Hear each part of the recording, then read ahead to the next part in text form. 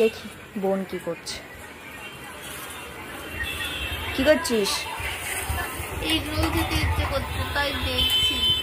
Egg roll খাবি? ঠিক আছে, বোনের ইচ্ছে মতো তাহলে এগরোলটা বানানো যাক। ও যেহেতু খেতে ইচ্ছে করেছে, তো বেসিক যেটুকু ডো বানানোর আগে একটু ময়দাটাকে চেলে নিলাম, তারপর নুন আর তেল দিয়ে ময়াম দিয়ে ডোটাকে আধ ঘন্টা রেস্টের জন্য রেখে দিয়েছি। এখানে কিছু সবজি নিয়ে নিয়েছি, সবজিগুলোকে কাটবো এবার। চলো, সবজি কাটা হয়ে গেছে, ডোগুলোকে আবার বেলছি।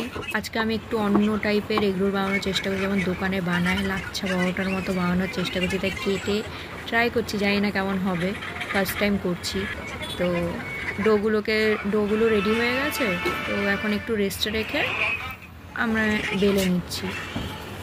তেল দিয়ে হালকা একটু বেলে নেব।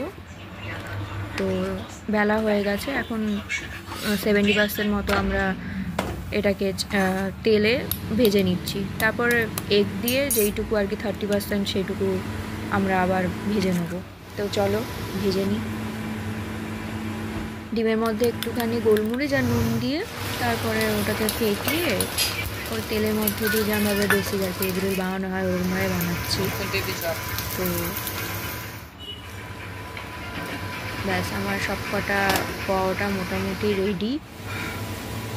এবার একটু ভেজিসগুলোকে ভালোভাবে সটে করে নেবো হালকা, কারণ বোনের ওই বেশি ক্রাঞ্চি আর বেশি সগির মধ্যে পছন্দ নয়।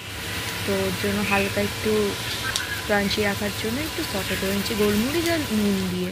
আর কিছু সস দিয়েছি, যেমন ভিনিগার, একটু সয়া সস, একটু টমেটো সস আর চিলি সস শেষ হয়ে গেছিলো, ওর জন্য একটুখানি লঙ্কার গুঁড়ো দিয়ে দিয়েছি। আমার ভাজা শেষ হয়ে গেছে, এবার আমরা এগ রোলটাকে রেডি করছি।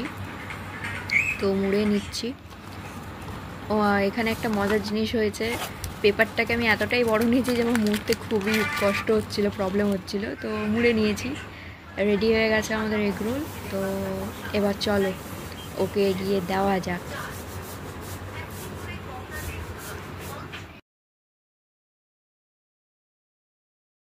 চলো দেখা যাক কী করছে। ও মা, দরজা খুলে দেখি কি ঘাটছে। ওই দেখো, এগরোল দেখে কি খুশি। হ্যাঁ, ওর এই রিয়াকশনের জন্যই তো এত কষ্ট করে বানানো সব কিছু বাড়িতে। কেমন হয়েছে দুজনে বল। খুব ভালো। চলো একটু মাকেও দেওয়া যাক, মায়ের কেমন লাগে। খাও, খেয়ে বলো কেমন হয়েছে।